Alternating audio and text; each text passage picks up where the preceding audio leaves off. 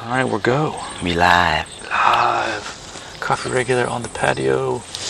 Got that press. Got that Sheets original. Yes. Yeah, I went home to the PA, so I had to get me some Sheets coffee. Having with some, what, cacao and butter? Yeah, cacao and butter today. Yeah. We haven't done that in a while. Yeah. Banana tree is looking huge. I think you snapped a pic of me next to it. Yeah. Dwarfs me. Yeah, it's funny because it doesn't look so big when you're up here. Right. Then you go stand next to it and it's like 20 feet tall. Yeah. Like, what the hell? Oh, yeah, that coffee. That Looking good Java. today. That brown good stuff. Yeah. Hope everyone's having a wonderful, it's what, Monday today? By the time you listen to this, it might be like Friday, so Yeah. have like a great week. Uh, All that jazz. Coffee's not quite. Oh, it's kind of hot. We'll get there. We'll get there. I was going for a gradual melt, so that we could keep pouring. There we go. Delish. Well, so what are we getting into today? The subject is kind of interesting.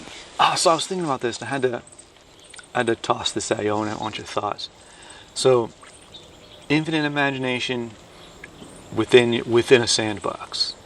So, like limitations, but having infinite imagination within a certain amount of limitations. As I was watching this interview on a show called Off Camera with Sam Jones with Robert Downey Jr. And I guess him and Robert Downey Jr. are buddies.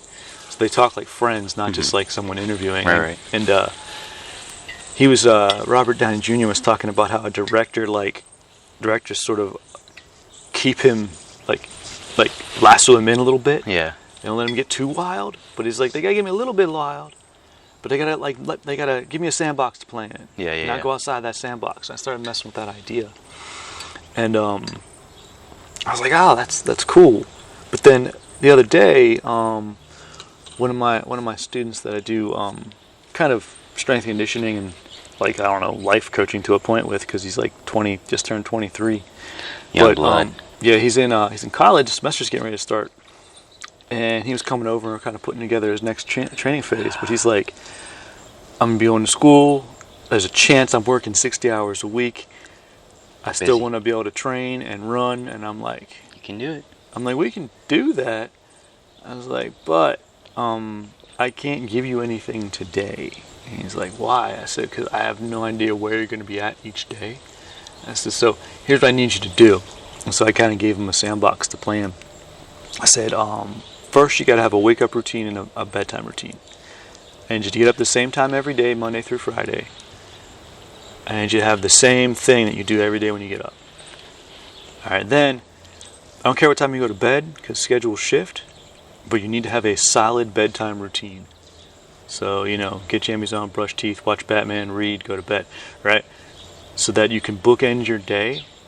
So that will do two things. One, that will sort of help you get up easy, help you go to sleep on cue, because you'll give yourself a cue to fall asleep. Then also reduce your anxiety throughout your day, because if you have a wild ass day, you got to bookend it. You got to have a beginning and an end. Yeah. Because you're not freaking out about shit. I said then, I also I like to have a benchmark, so bookends and benchmarks. I also do, like I say, put a coffee break in your day. Sure. Where you just make the good coffee, sit and do the nothing a sec. for however much time that you have to do that. And whatever time sometimes same time of day is cool, but put that in, because then that just kind of keeps you calm. Yep, I agree. Your consistent things, boom, boom, boom. All right, so I was like, play with that. And then the other thing I need you to do is tell me where you're at each day. That here on Monday, I have time to work out and I'm here. Here on Tuesday, this is like, all right, I figured my schedule, I'm going to train this time, but I'm here. Like that way I can give you stuff that works in your environment. Because I can just give you a program, but if you can't do any of it or half of it, or it doesn't matter. Yeah, it's nothing. So like, I need parameters to be able to program, but you need parameters to be able to live. Yeah.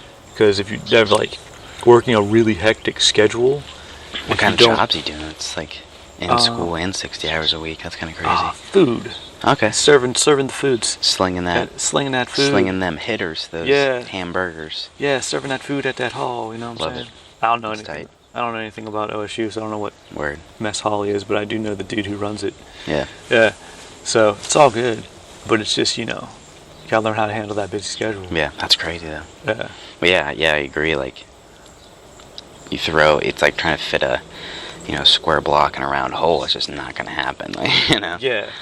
But But make it happen. just having that infinite imagination within a particular sandbox of now I can apply, once I have, I've given him like a parameter to work with. Mm-hmm. And so he'll be able to sort of stay calm and have a productive day and not be like trying to like worry about the next thing before he's done with this thing kind of bit, right? Yeah. So I'm trying to lay down that groundwork, but I'm also trying to get him to give me a solid, like, predictable schedule So you can actually... so that I can actually program for him and he can get better. But that's kind of fit my imagination into that hole, into that square, with that square peg into a square hole. I got to make the square. That's the thing. That's where it starts to get interesting. You have to start like carving both, making it a custom peg. yeah, you got to customize the peg. Yeah. Yeah. That's what you did with like my strength and conditioning. Like it was the same thing. You're like, all right, you're busy here, here, and here. And that's the thing. Like we made it short, simple, sweet, easy. So like, it wasn't like there's like a psychological thing prior to that. Like I used to train like 4 hours a day, like, and you're like, fuck that, don't do that. And I was like, yeah, I don't want to do that. And you're like, cool, you don't have to. So he's made that immediately, kind of wiped that mentality away from it and stripped it back down to making it like a benchmark in the day and like a spot to do it. And especially like that's why I think people should compete and stuff, like if they're not or never have, like give yourself, like, see what you can do in 2 months, and like give yourself that full time frame to like develop and train and get on a routine and then come up and down, and really see how you react to that. Like went to judo, started judo again, and I was talking to the judo teacher at Ronin, Etienne, and I was kind of telling him like we're planning this trip to Japan in 2021. He knows I used to do judo, but as do most people, he thinks I'm kind of full of shit too. He can't quite tell, like, I don't know about this guy. Yeah, I met him. He's a super cool dude. He's super cool, man. I love this guy, right? Yeah. But I was kind of telling him about it, and I said, I want to train judo in Japan, but I don't want to die. And he kind of laughed. He's like, yeah, I've trained in Japan. I know. He's like, you'll die. He's like, yeah, you'll die right now. I'm like, yeah. I'm like, yes. He goes, I'm like, I can probably come in once a week, maybe twice sometimes. Is this realistic? He's like, yeah, it's totally realistic. You just got to get, you got to find the schedule. You got to do it. And I'm like, okay. And that's, like you're talking into a mirror. So yeah, seriously. It's your own advice. And I'm like, boom, toss my own stuff back at me. But yeah, I went and did judo, and it was actually really cool because I suck. Like, I'm not great at judo anymore, but I am super coachable. Yeah. So in talking about having your time frame and working towards something, like, you gotta be open to what you're gonna discover. Yeah. And be okay with the result regardless of what it is. Yeah. You're only gonna get so far, and you gotta be cool with how far that is. And so, like, I walked into that judo class like, all right, I understand judo. As if it was a storybook. Sure. But I'm like, I don't know what the hell I can still do. And so, like, I just kind of, just did what I was told. Yeah. And I would do something, and then he would come in and say, add to it. Okay, I'm doing something. And so I let myself just do the steps. I did, like, kind of the way I approach jiu-jitsu is do what I understand, and then someone will come and correct the shit I'm messing up. I had that format. Yeah. And by the end, like, I was crushing these throws.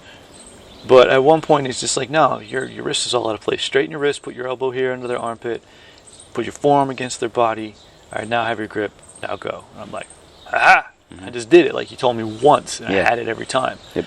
And so for me, like, I took away from that I still understand enough about how judo works, how my own body works, that I can be coachable. Yeah.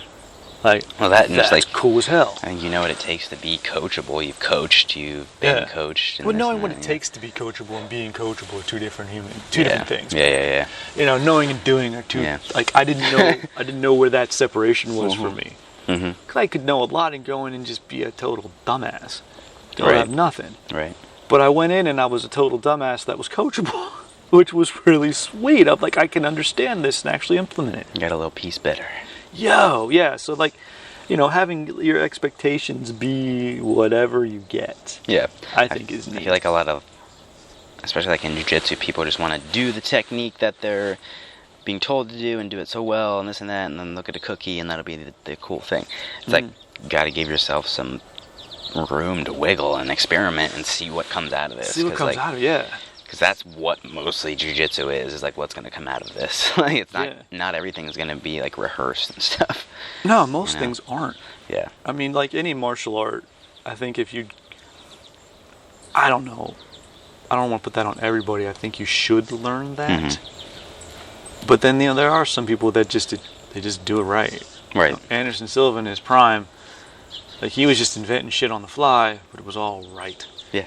Like you didn't know he was making a mistake, but even then, like even his mistakes were amazing. Right. And that's, even like the mistakes or like the things that weren't intentional still worked out. Still worked out fine.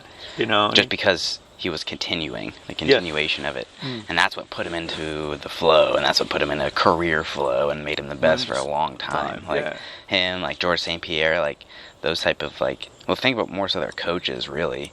They're the video game, and then it's their coaches playing it and doing the thing. Game, So like, I'd say like their coaches made everything a lot more dynamic by making their fighters like innovative and reactive and dynamic in that regard. So yeah, well, I mean, like I'm reading the Inner Game of Tennis per suggestion of Firas Zihabi. Speaking of coaches, and I'm really digging that book.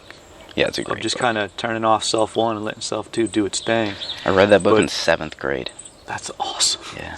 It was a great book. I read The Chronicles of Amber in 7th grade. Nice. Roger Zelazny. That's some trippy ass series right there. But nah, man, it's a good book. I really like it. But the whole just non-judgmental action. Yeah. And I'm in a chunk of the book where he's talking about focus and different ways to gain focus. And he's like, he's talking about looking at the seams on the ball and how they rotate. Don't just look at the ball. Look at the seams on the ball and how the ball rotates. And just like focus on that. That'll turn your brain off and just let you go. You know? And I feel like you take a dude like George St Pierre, Anderson Silva, I guess for our era. Sure. Isreal Adesanya is that guy right now, I think. But yeah, he's there. Even if you make a mistake, you just kind of keep going. You don't see it as a mistake, it's just a step. Yeah. But that's the live action version. Of not every punch he throws works, not every takedown he goes for works, but he just lets it lead to something. Yeah. That's the seamlessness. Like, it's no big deal. He's chilling. Just flowing. He's going to get you either way. That's the thing. If you watch the St Pierre versus Bisbing fight, George got his ass whooped round 1. I mean, he was doing good from the guard. He threw some good strikes from the guard, which was kind of crazy. But he got destroyed. And then he kind of came out round 2 and was like, ouch, okay. And they had that point, like, where he got the takedown and they separated. He just dumped on his back and just choked him. Yeah. And like, it takes one little shift. And he, like, when they separated, he could have stopped and shook out and stood back up. But he's like, oh, whoops, it wasn't a mess up. He just dove on him and choked him out. Yeah. So, just kind of let it go, There was no mistake there. Yeah.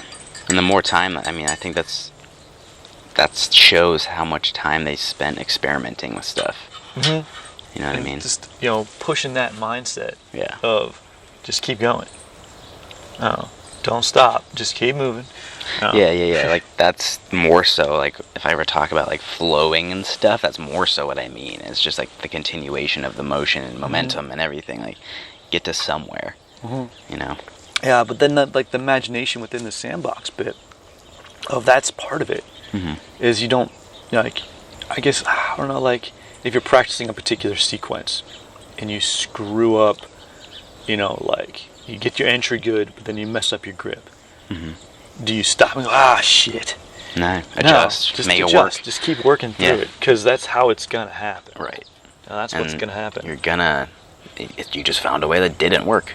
that's... Yeah, or you just found an opening to something else. Yeah, but some days it might work. Some days, yes. On one person in your brain, you catalog that. Okay, maybe it's hard to recreate, but it happened. Mm-hmm. You know, maybe somebody somewhere sometime did it. You know? Yeah, let that thing work. Yeah. I don't know how to... that's all... I don't know how else to explain that to people.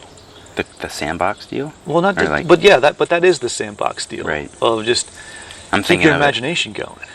I'm thinking of it like kind of like a macro scale, like coming back to coaches and like schools and stuff, and like being in jiu-jitsu for however long I've been, is like you just saw shifts in like the way people coached and trained and stuff. Mm-hmm. And I think the most innovative coaches and stuff were always on the cut, like obviously always on the edge, the cutting edge, as opposed to like the more traditional people, you know? Yeah. People that were clinging to that closed guard armbar, which I mean is fine. It works. It works. And it's in the repertoire, and you should have it. Yeah. But you should also have something funky and weird and have fun and do something different, because the sport's evolving. So yeah, you know, everything evolves. I mean, but again, it hasn't gone outside of the grappling sandbox. It's not like some absurdity. It's still very sandbox, but it's growing. Yeah. So that's more of like a mind cloud kind of thing with it, you know, like, and with jiu-jitsu it's even more so with social media, because again, our parallels with jiu-jitsu and social media, but... yeah, I mean, you do have sort of that hive mind throwing stuff at it. Right. Even the different sects in jiu-jitsu, like 10th Planet and this and that, you know, but it's all jiu-jitsu. They're all within that sandbox. Yeah. And at the end of the day, like, most people are going to just laugh and joke around and fuck around with each other, you know what I mean? It's not going to be like a contentious, weird thing. Yeah. It's just, I thought, over the periods of time, like, I started, I'm trying to think, there's a weird period, it's like the MMA period, so that was sort of like when wrestling was still getting blended in and stuff like that. Yeah, that's definitely when I started any kind of grappling. Yeah. Was that the beginning of that MMA period when everyone was still curious and throwing at everything at it and see what stuck. But that's the first foot in the sandbox, and everyone was kind of doing the same thing, and then you start to kind of develop and melt it down a little bit, and then you have your standout coaches like Danaher and Firas Zihabi and all those kind of people. Yeah. But those are the people that promoted more of a flow and play, and like again, more of on a micro scale and like an athletic scale, more of the playing in the sandbox kind of thing, imaginatively. Yeah.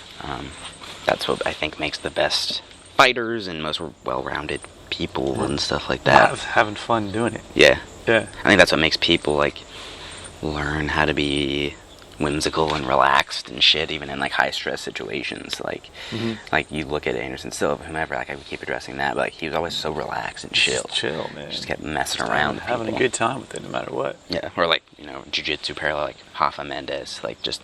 Yeah. Like Jay was always just sort of just floating around. Like a little shark in the ocean, man, just cutting, carving, doing whatever he wanted to do. Yeah. So, but that came through tons of experiment and. Yeah, but it's the security to do so. Yeah. Yeah. Of, like going back to my judo class of, I walked in with my white belt on, but much like when we met, I say some stuff and do some stuff, and you're like, heh. Yeah. That guy. Yeah. Is not a white belt. You've seen a thing or two. And just, being able to just not have that, I am this. But just be able to play around with it. Yeah. And be like, I'm going to mess some stuff up. I'm going to have some stuff good. Mm-hmm. Oh, that's surprising. I did that well. Oh, that's not surprising. I sucked. Yeah. But just to have fun with it regardless of just let happen. What happens, happens. Now, I don't know how to apply that to a competition mindset. Because if competition, you still need to win, but you need to not care if you win or lose. You can't have expectations. You can't go in like thinking you're gonna do this, and this, because you're not. It's gonna be different like every time. So. Yeah. Coming back to Ben Askren's reaction to getting KTFO'd of, I don't remember it. Who cares? Yeah. Move on. I'm sure he's had like terrible wrestling matches that were like grueling, terrible wars and lost by like a point. That's probably worse than getting flash knocked out in 5 seconds. You know, he barely fucking knows. Remember that? He was like, oh shit, all right. Yeah. You know. So, yeah, but just just to keep on moving forward and be successful regardless. Yeah. Is It's another layer of trusting the process and enjoying the process. Layer. Yeah, it's just like it's one of the onions of our main philosophy, kind of. Mm-hmm. You know, one of the layers, but just it's a part. That's how I think it's one of the ways to keep the process interesting. Mm-hmm. You know, you have to be imaginative, and if you're not imaginative, challenge yourself to be imaginative, or learn from someone who is, and kind of mimic that and see if you can spark it, or you know. And just to be open to whatever happens, to let go of the expectation and to drop the ego of it. Yeah. I mean, you can expect yourself to be good, but don't be pissed when you're not. Yeah. You know. And like, be like, that's what happened. Okay, cool. Yeah. I find that to be a much more, healthy way to train. Mm-hmm. Much more tolerable. Yeah. You'll sleep better. 100%. Things won't haunt you. Yeah. Yep. And I'll wriggle myself into like terrible positions, and stuff, and like I tap and whatever on purpose, like I'm trying to do these things, like I'm trying to experiment. Yeah. I think that's massively important for anybody. Now, how do others react to that? I don't know. I don't react at all, so like I don't know if they react or. Yeah, I think you have the protection of the brown belt on you. Maybe. Maybe won't talk about it so much. So I know as a white belt, when I do stuff like that, everyone wants to give me all kinds of advice like I'm stupid. Yeah. But like they talk to me like I'm a 4-year-old. Right. And I'm like, and I listen because it's good advice most of the time. But it's also very much I'm a higher belt than you kind of advice a lot of times too. I don't talk when I'm rolling. Like I try not to do that. I talk shit when I'm rolling though. Yeah, like I just don't. I played too much basketball in the 90s. I'm always saying something about you. No, I understand that, but like, I just don't, and that's not what I'm in it and doing whatever. So like. But like, when the roll's over, a lot of times I'll ask advice, but I can always tell if someone knows me versus if they don't, because you can see like where their preconceived notions sets in. Sure. Of like one time I was just messing around with a grip. I did 2 matches where I just had this one grip. And I mean, I failed horribly both times. But I wanted to see what the grip did. I wanted to see if I could roll around with my hand just connected to you, and if I could roll out of stuff and do stuff. And I did a lot of neat stuff with it. But like, I found like, limitations of my understanding of how I plug in to the movement. And that's all I wanted. Yeah. But then like, the first dude I got the idea off of I was rolling with, he knew what I was doing. And so he was kind of playing along. Second guy didn't. And so then he was like, yeah, you should probably frame and not hold on to grips so much and go for things. And I'm like, thanks, man. I know. So that's another interesting like perspective of maybe someone who isn't imaginative and exploring, and then like they're dealing with someone who is. That's going to be like there's a sort of a common reaction. It's going to be like, hey, just fucking roll. You know what I mean? Like it's going to be like hey, just what the fuck? Like, and that's just again like. Managing your expectations. You're expecting someone else to fit the mold. What are you expecting the mold? Yes. I don't like to. I find a lot of times if I just roll, I do the same thing. Oh yeah. A lot of times if I just go into my flow state, I'm going to do what I know, and it's going to be the same thing. I'm going to end up, in the same bits, go to the same position. So I have to sort of almost pull myself out of it with the imagination of I need to test this idea. I need to stay in it. I think that's massively important for anyone training, like once you get to a certain point too, you don't want to just repeat the same cycle and do the same things. You have to better somehow. That's where you start throwing intentional monkey wrenches from your position into it. So you start like sticking an arm out, seeing if they grab it, seeing if you get something. You get smashed, like that's the kind of like minute crap we're talking about, but that builds up over 10 years. But then that's the day-to-day stuff. That's tough for people to, day-to-day, week-to-week, month-to-month. They're like, fuck this. And then like 10 years. Losses. And then 10 years, they're like, oh, this is sweet. Like, I'm good now. That's the hilarious parallel. It's like, all right. You forgot what it took to get good. Yeah, Right, okay. Yeah. Well, that's a good way to look at it too. If you're feeling down about training, like if you're feeling like rough about it, like it takes a long time. I had a bad day. It's okay to have a fucking bad day. One bad day, or I had a bad many days. Yeah, fucking plateau or a fucking valley or whatever. Or you have many good days and then you have a bad day. Oh yeah. I thought I was good. Oh. Yeah, you're riding a high and then you get smushed. Fuck. Yeah. Game over, dude. That hurts, man. Yeah. But and that relates back to if people tell you just keep showing up, like I know it's kind of like a cop out in terms of advice, but like that's what they mean. That's all it is. You gotta keep showing you gotta, when you get fucked up, go back again immediately, or roll with that guy again or whatever. Like you have to get over that whatever is bothering you about that role or position or feeling you have in that position. Like you gotta get over it, and that's the place to do it. And get over that pattern, either a pattern of winning or a pattern of losing. Of I still drop into a pattern where I'm gonna get beat by a lock and key, like on my left arm. Yeah. Like that is my most common way of getting submitted. And I'll notice when I fall back into that pattern because that arm will fly out and someone will go for it. I'm like, shit, back in the cycle. That's the thing. You have to give yourself little again benchmarks to kind of be like, oh shit, that's what's happening. This is what's happening. I gotta stop this. Like, get on my hip. And it's like I said, it's funny. I can tell when I get in that place, because that submission will jump out. Yeah. I'm like, oh, get away from there. All right, let's experiment. Get back out. Yeah, it's like it's interesting just because like I'm trying to think of a different training example, but like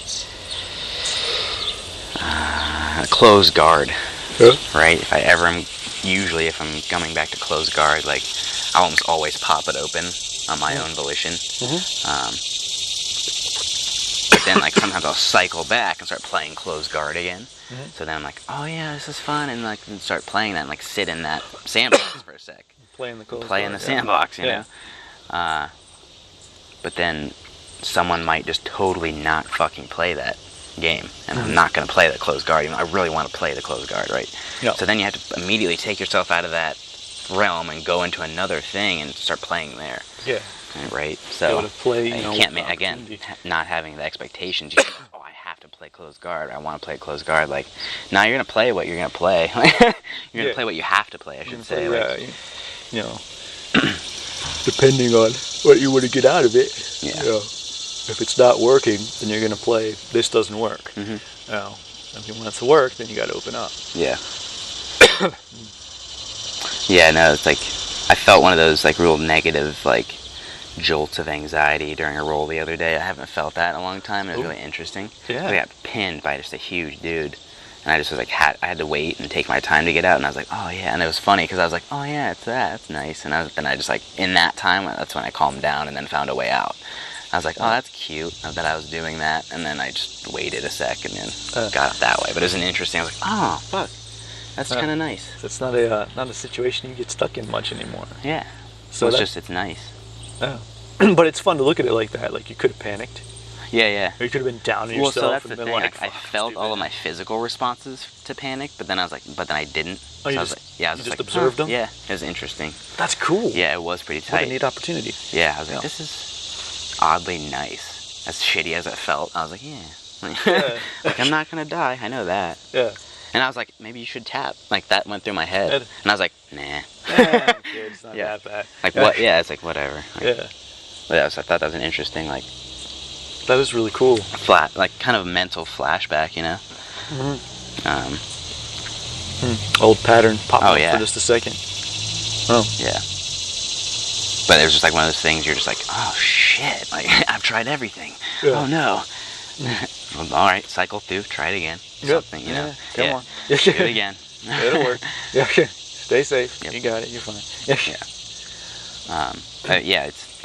And as a teacher, I think it's difficult to relay the amount of imagination we're talking about sometimes.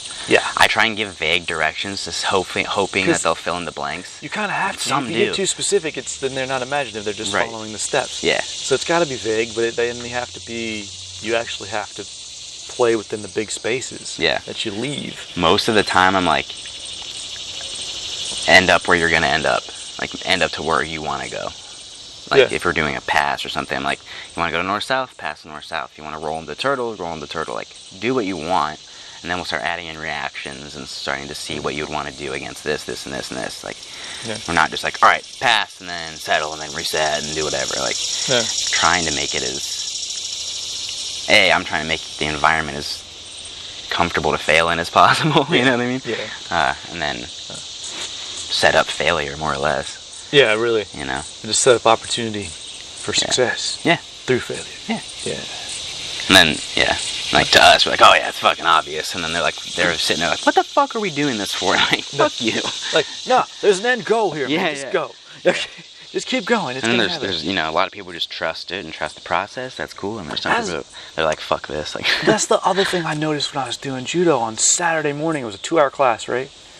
Of a cool thing Etienne, I guess he seems to do. I've only trained with the guy twice now, but his warm up is like a step, a real basic step in what he's going to accomplish today. Mm-hmm. And so, like on Friday, we were training and we were doing this this sort of back roll, like this 90-degree flip thing. It was a back roll, and you turn yourself 90 degrees and go into a front break fall position. And like we spent a lot of time on that, and just pieces of it, and eventually, you ended up, like, because he wasn't really specific about, he's like, no, I just need to roll backwards, now I need you to kind of go and stick your legs up in the air and twist, and then, and kind of eventually got to end in this front break fall position. And so I just kind of went through the steps, but I'm watching, I'm like, in my head, I would lead that to something, but like I said, I never trained with the dude. So I'm like, I want this to lead somewhere, but I need to not put that expectation on it. Yeah. And so I was watching. Well, what it led to was a kick-ass butterfly guard sweep. Eventually, we get to this butterfly guard sweep that has all the elements of what we did solo. And you end up on top, and then you like do like a knee cut pass and go into a head and arm, like arm triangle kind of choke thing. Really, really sweet little motion. Like I dug it. It was very cool, very judo specific, but jiu-jitsu applicable. Yeah. And but the way it was built was like a masterclass. I really enjoyed the thought process of it. But I had to stop myself from jumping ahead because I saw the pattern that I wanted to see, but I didn't know if that was the pattern. And so I had to like stop my brain from like, no, just because you can see the steps doesn't mean those are the steps. I see steps ahead of this, but I don't know if the right ones. I don't want to culture shock this. Yeah. And so like I kept having to rein myself in and just pay attention. All right, and so the way I did that was I did exactly what he was talking about at the time. So if he's talking about hand placement, I'm not worrying about foot placement. He'll correct that. Like that kind of thing. And it turned into, and it was just the steps of it were really sweet. Yeah. But I don't know where I was going with that, but I lost it. But it was just the process of that. He kept us reined in, but then it was almost like he reversed engineered it without letting us know he was reverse engineering it. He broke it down to a solo drill that had everything you needed to know, but you didn't know. Yeah. And then he gave you the steps. Yeah. Which is very neat. I love it when that builds into that, especially solo stuff. Yeah. Because I don't know, everyone, like a lot of people, like they don't ask for them, but they're like, they do want solo drills for them, and they want to do those. Solo drills. Like solo drills are the shit. Yeah. But like, those who actually like do them are automatically, I feel like, better on the mat, like obviously. Just get used to moving. Yeah. I'm working on with one of my kids, like an Iminari roll to a single leg that he wants to use in wrestling. Oh no, that's awesome. Yeah. So get funky. Yeah, I'm like, dude, the future of wrestling and stuff is gonna be weird. So, and jiu-jitsu is gonna be weird. So start being weird. I mean, it's all intermixing again. Yeah. It's all blending back together. Like you've talked about this before, of how everyone's stealing from everyone now. Yeah. Everybody's cross-training, but it's all within the context of grappling. It's all in that grappling sandbox. Yeah. but the Imagianation is just getting crazy. It's getting nuts. You have like that Vlad Kulikov dude, like he's strong, Sambo, this, that, but he has like his gym is like I think it's called like Sambo Fusion or something like that. It's like, cool. Fusion of everything. He's obviously a jiu-jitsu black belt and stuff too. Just amazing grappling pedigree, but like,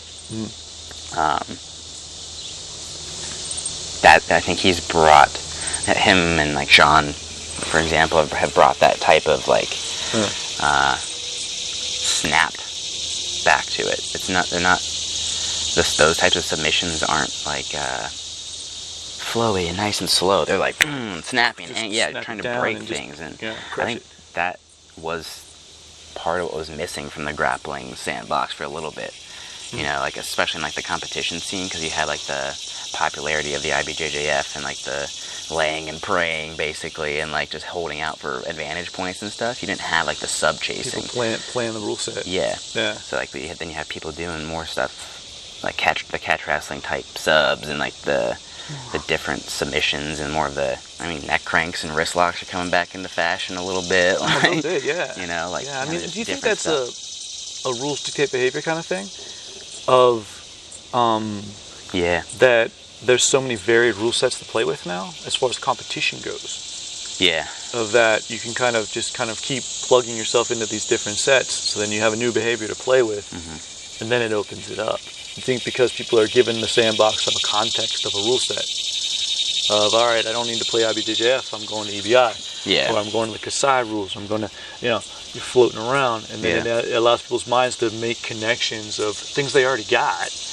But then, because in this rule set, I can have a snappy, like... Yeah, I can slam them into a neck crank if I want, but like, I don't just have to sweep them into an arm bar or something like that. Yeah, there's not so much emphasis on just position and points. Yeah, it has more of like the Japanese jiu-jitsu in terms of like throw and break, Throw, break, death win. Yeah, which is great.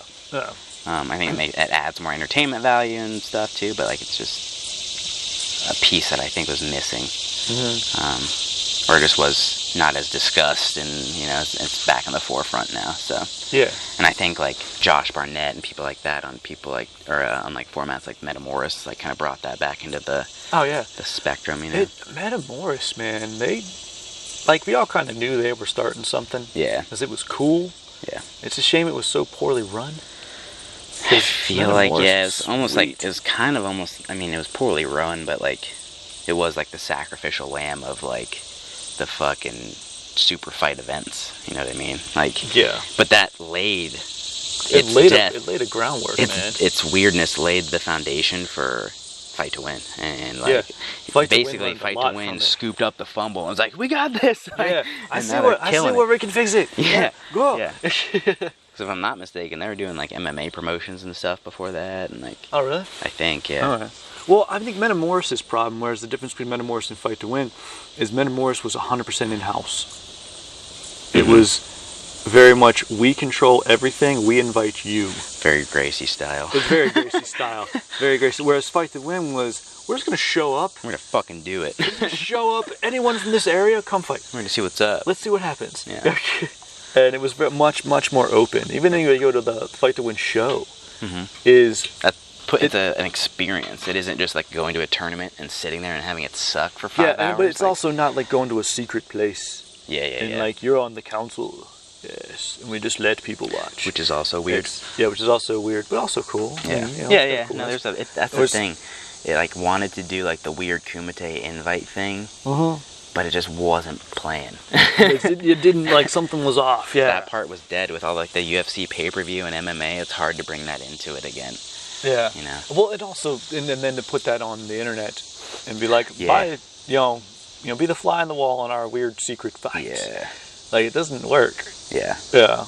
Well, especially when it didn't literally work. I watched a couple of them, they just didn't work, which was like, well, fuck, I just paid like $30 to watch this thing, and it's not working at all. And it's so not working. Yeah. So like, but then like fighters didn't get paid, and this and that. Like, there's a lot of stuff going on. Speaking of which, I meant to buy the show. Have you ever they had like that mini series? of the kid that goes to Chris Howard's place and learns jiu-jitsus and stuff. Oh yeah. I meant to buy those episodes. What They was disappeared that? before I could. I can't remember what it's called now. Yeah. But that was cool, man.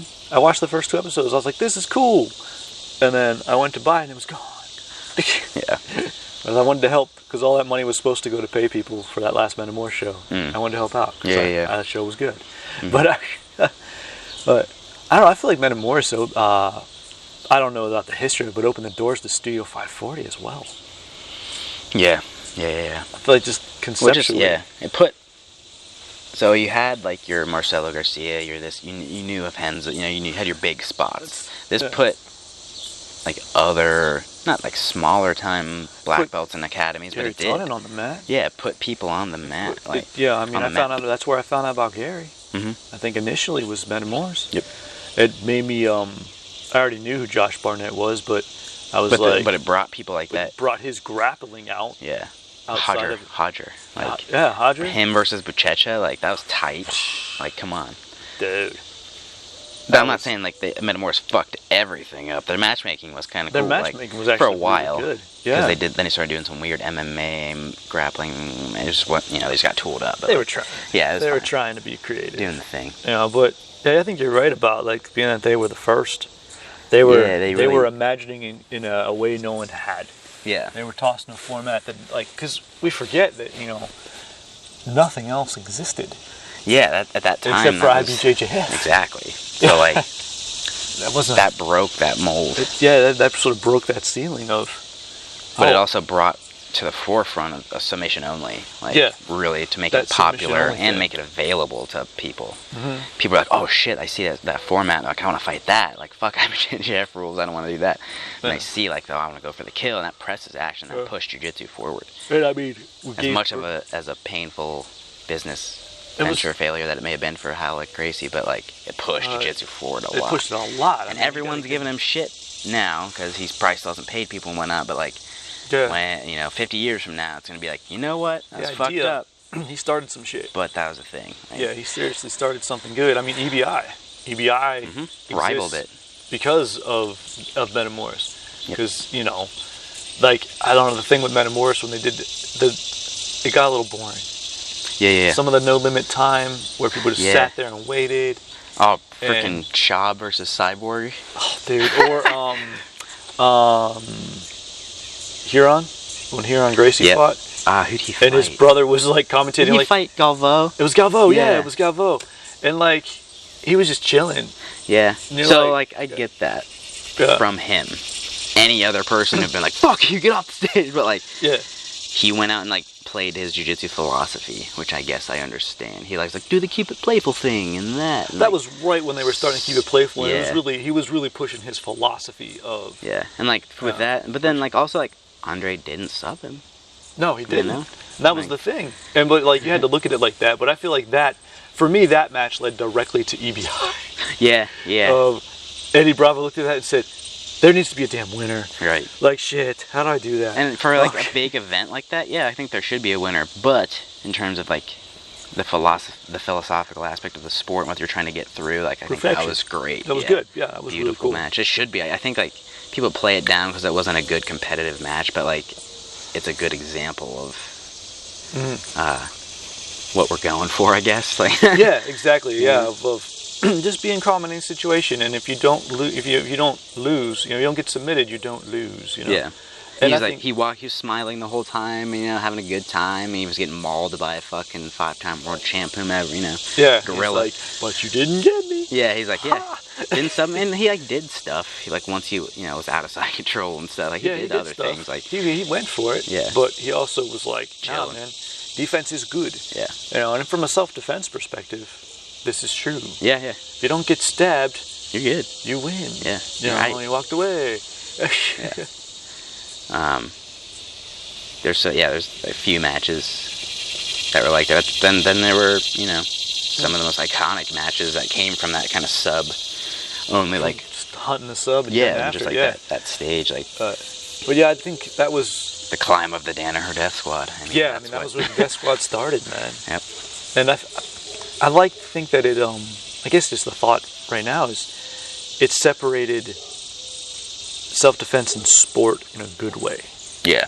But still, it didn't like shit on one or the other. Yeah, but that's what I'm saying. It didn't downplay one another, but it showed you a difference, and it showed you like, oh, this needs to be a little more sport oriented to push the action and drive it forward. Yeah. Rather than trying to stick self-defense into a points format. Yeah. Which is from an entertainment value, but cool from a training value.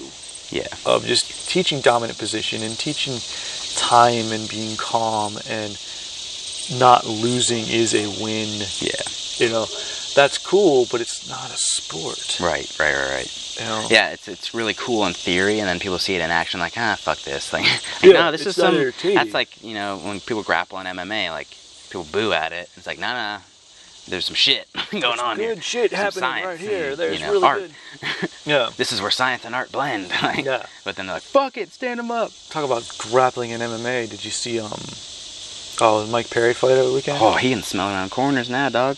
Oh man, me and my daughter were watching that, and like when he had him in that guillotine and Perry's face is just squirting everywhere. She was so like, we were just like, oh, that's a lot of blood. And then he popped up and she goes, Papa, look at his nose. Look at his nose. What? I'm like, oh shit. What happened to his nose? Looking like, I don't even know what. Like, he's looking rough. He caught that knee and he ate that knee and just kept on moving. He didn't care. Who did he fight again? I forget. I can't remember the dude's name because it's like a guy I know, but not a guy I know well. Yeah. I know he's good. But I'm like, I can't remember his name. Some like a Brazilian dude, and they were really evenly matched. Somebody just told me yesterday. I just forget. I can see it. I can see the match in my head, and I can't think of the dude's name. But it was I thought that was going to be a lopsided fight, one way or the other. And it was even. I thought someone was just going to go off, and they ended up both going off and like sort of just negating a little, just negating each other's strengths a little bit, but then pulling into just a really good fight. It wasn't just a brawl. It was actually a really good technical fight. It just happened to get hit a lot. Yeah. Which was a very good fight. I really enjoyed it. Yeah. But, yeah, I guess Mike Perry had surgery, and it took an hour. Only took an hour to put his nose back in place. If you haven't seen the picture, like, look at it. Oh, God. And ask yourself, could you fucking recover from that? You'd probably just die. Because that hurts, man.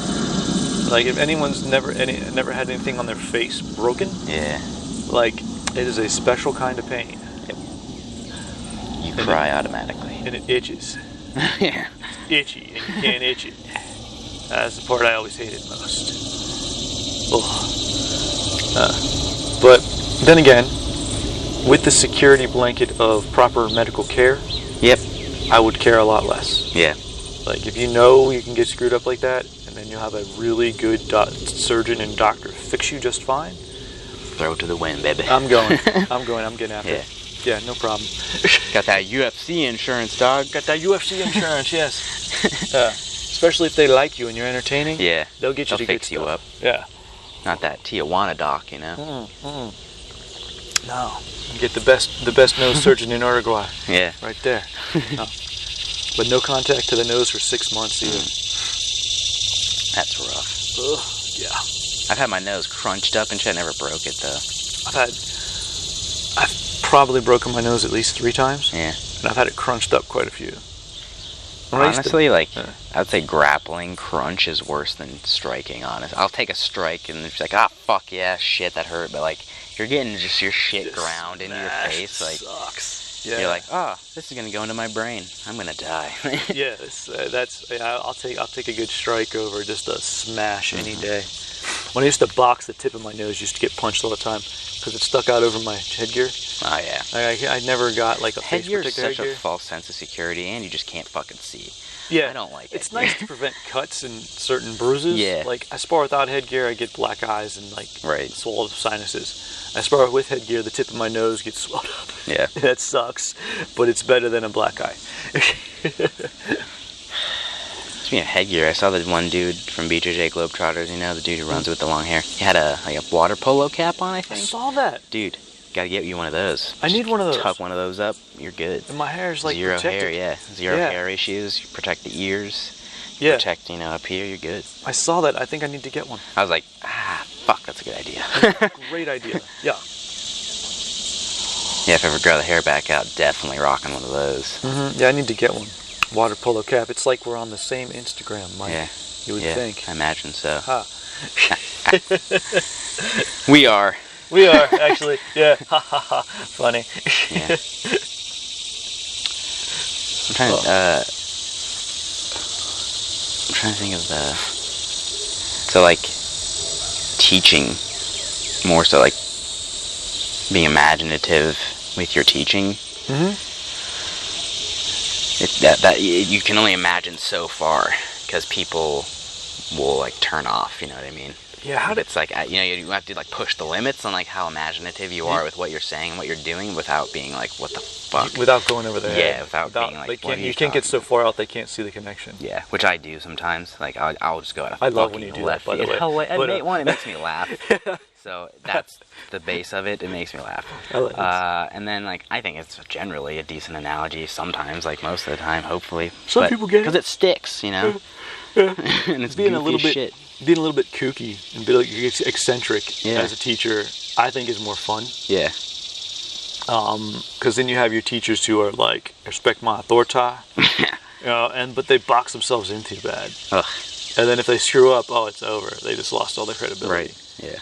Whereas like if you're the eccentric hippie, out there hallucination kind of guy, you gotta do whatever you want. And it's all good. And if you mess up, it's still all good. Do what you want. You don't lose the respect.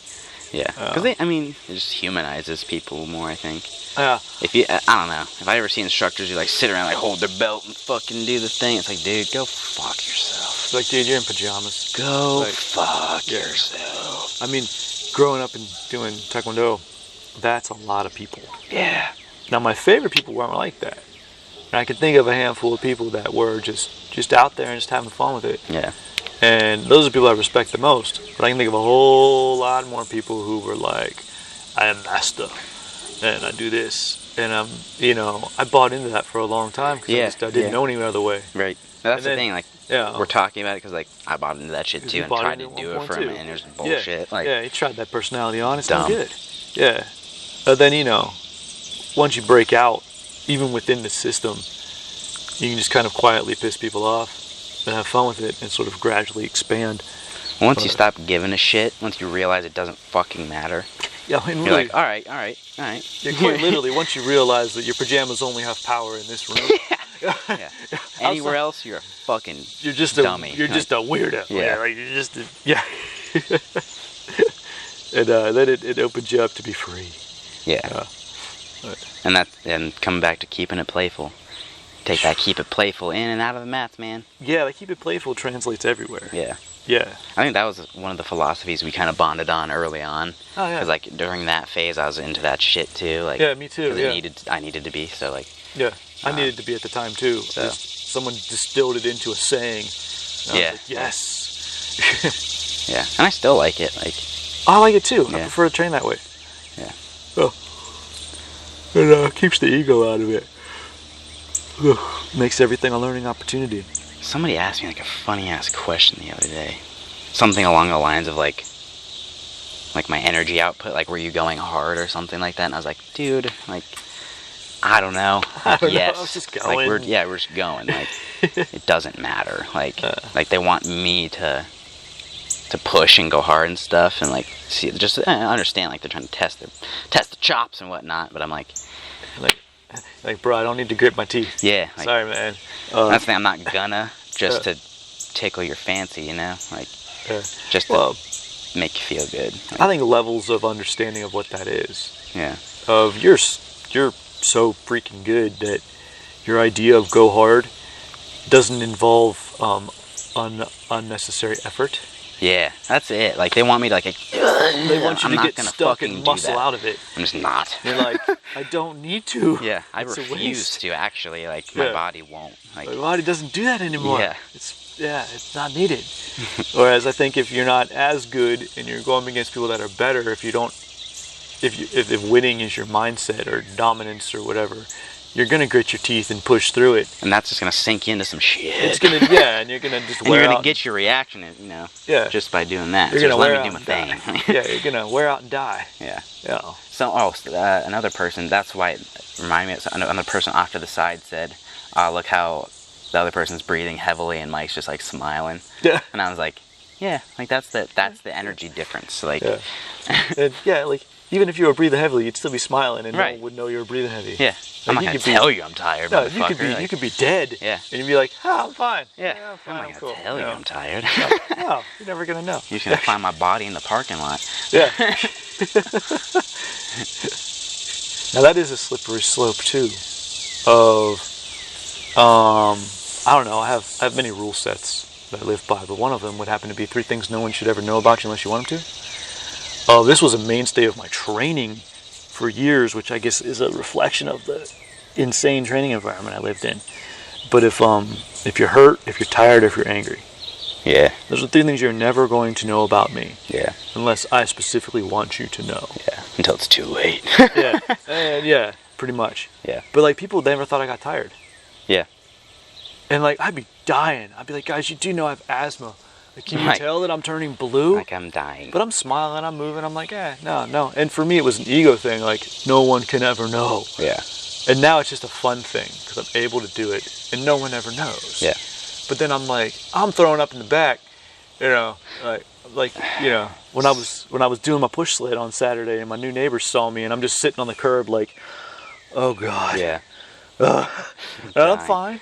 I'm smiling like, hey, it's cool. And I'm like, I can't even see. Well, that's the thing. Like, what you're doing is voluntary. Yeah. Generally, so yeah, like, I did this to myself. I can't be mad at it. Like if you wanted to stop. Yeah, stop. But you don't. So that's why we're doing it. You know. Yeah. And shit. Yeah. But yeah.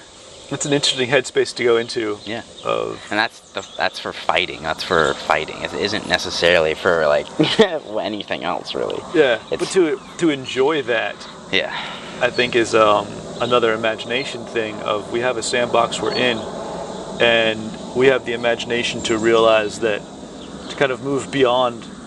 I don't know. Ego is not the right word, but to move beyond the win or loss or the win or go home or the dominate. Yeah, just that. Of it I'm just gonna enjoy it. Yeah. I get here and I don't have to whine about it. Also, you get to move beyond the whining about it. A lot of people get real tired or real hurt or something and they whine. Yeah. And they want everyone to know. And no one has to know. I'm just here doing the thing. Yeah. Yeah. If I ever say I'm like tired or something, I'll mask it with a joke. I'll be like, oh, fuck, funny. Something, silly. Like, even if I do say it, it's going to be a silly goose time. I'm joking about it. And not because I'm hiding the fact that I'm tired. I'm joking because I actually think it's funny. Yeah. It's like, oh, fuck, I'm tired. Shit. And then you keep going, it's whatever. Yeah. You just still don't die. Push the levels of the death, but don't do the death. Yeah. Some days it's different than others. Yeah. All right, well, what did you think of my concept? I liked it. That's a good dig concept. It? Yeah. As I wanted to throw it at you, I just didn't know where it was going to go. Yeah. Like last week we did at Endeavor did like a communication-y kind of workshop-y deal thing. It was pretty sweet. Oh, neat. And like one of the exercises was like talking to someone for 5. I think I'll probably fuck that, but it was like talking to someone for 5 minutes straight, only using your imagination. And I don't think they responded. It's like they're only listening, you're only talking, using your imagination. Monologue for me.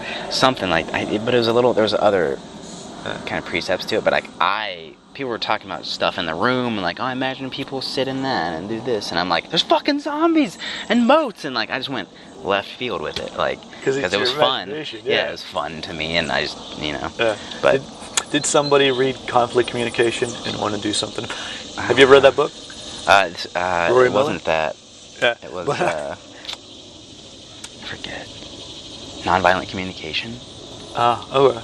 Which is probably an offsuit of that Something book anyway. Like that, yeah. I have to toss that book at you. It's really cool. Yeah, I'll read that. It's good stuff. Rory Miller's the man. Word. Yeah. But that's funny. Yeah, it was a good time. Well, I did it with Brooke, too, so like we know each other well enough. So she's funny. Like, yeah, he's not high. Yeah, he's just him. Full of shit. Like. So everybody else walk in and be like, did he drop acid before? I'm like, nah. Nope, that's just his him. brain. Yeah, that's how it goes. But yeah, well, that's the thing too, like, try and have a good time with it. Something that people complain about, like pain or whatever, or being tired. Have a good time with it. Okay. Then it kind of turns it off. Yeah, just have fun with it. Yeah. You know, and I mean, get beyond Keep it playful, the whole, bro. Keep it playful, but get beyond the whole, be grateful you can still do this. Yeah. Like, be grateful you can still do this, yes. Like, obviously, motherfucker. Like, oh, yeah, but, yeah, turn that off and just have fun. never once in my life have I been, like, taking my body for granted, because I think every person has enough pain in their body to be like, oh, fuck, like, maybe I only got one day left, you know? Yeah. Like, I don't think anyone who's, like, training who's, like, need to be grateful for this. Like, maybe if you just started when you're, like, 60 or something, you're fucking grateful, you know, you're doing that, you know, that's, like, obvious, like, it's fucking obvious that we're gonna be grateful for it. Yeah, I think, make that obvious and then move beyond it. Yeah. Well, dang, I'm happy. That was a cool concept, I like This is fun.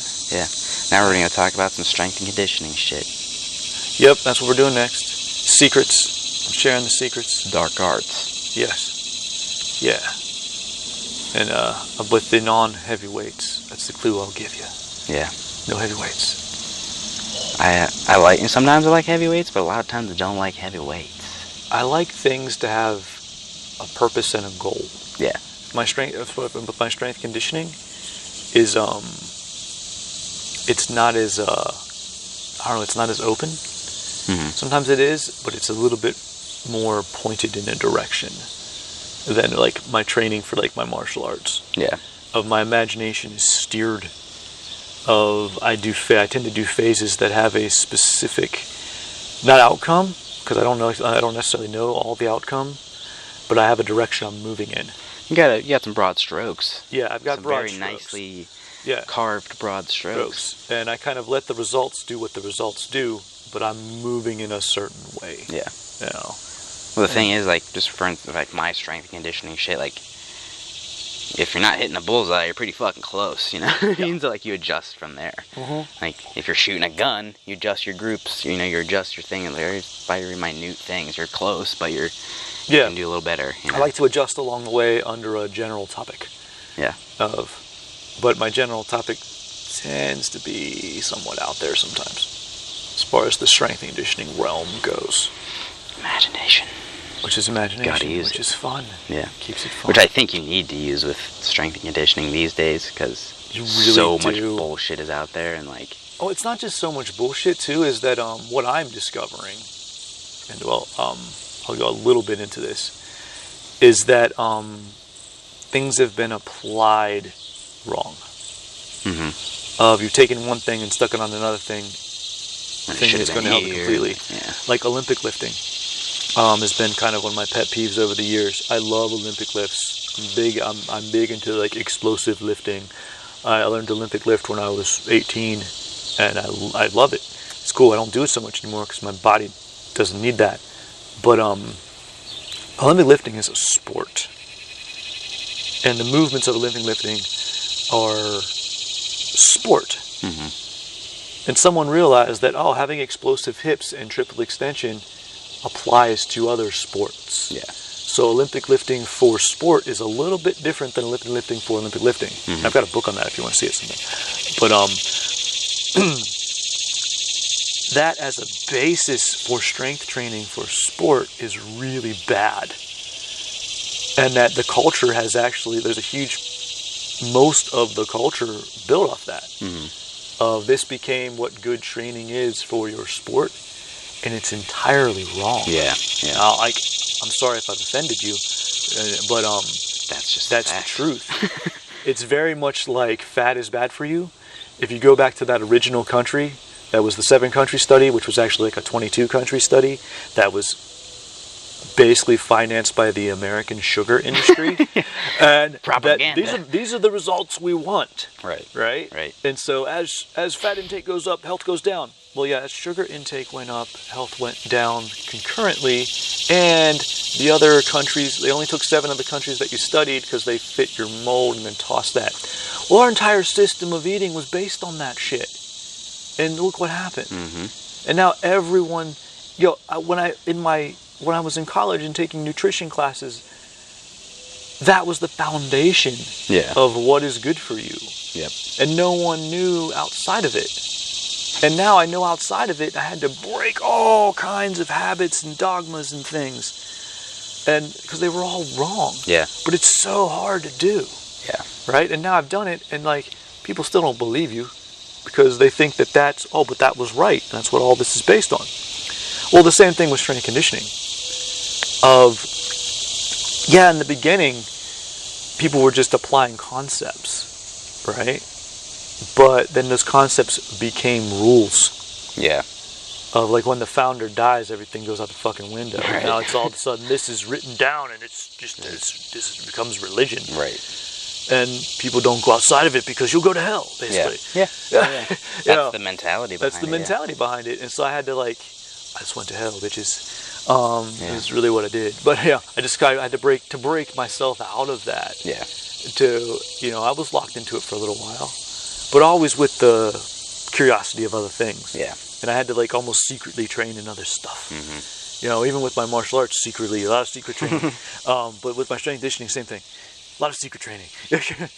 And now I'm kind of at where I'm at I realize that, Olympic lifting for sport is not the foundation of athletic movement. Yeah. It's a small bit to be used as needed.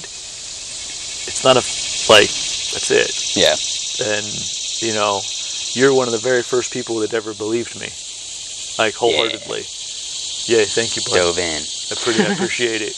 But you see, treat things as a puzzle piece, not as the. But I think it'll also pay off in the grand scale when I'm 60. Gonna be great. Yep. Everything's still gonna work. You know what I mean? Yeah. So that'd be cool. Mm-hmm. It's when I'm because that is probably my number one goal overall, is to train as long as humanly possible at the fullest capacity possible. Yeah. That's the goal. That's my goal now. Everyone's like, oh, you want to compete and do this? I'm like, yeah. But what I really want to do is train, teach, roll, do this as long as I fucking can. Yeah. As long until bury me in McGee, man. Pretty much. Fucking Halio style. Yeah, but that's my motivation now too, because I used to be there's no tomorrow. Yeah. Go. Yeah. And maybe there isn't a tomorrow, but hopefully I'll feel good enough today. Yeah. And now, this is many tomorrows later. Right. And I'm putting myself back together. Oh, guess what? There is tomorrow, man. Oh boy, we gotta change. There is tomorrow. We gotta do some stuff. I'm not dying today. Fuck. I ran out of ibuprofen. Yeah. Oh man. Yeah. Gotta tomorrow's bottles there. Yeah. That's funny. So, I guess a conversation for another time. Right. But imagination within a sandbox. Gotta have it. Yeah, you gotta have it. As always, keep your coffee regular. Yeah, peace in, my friends.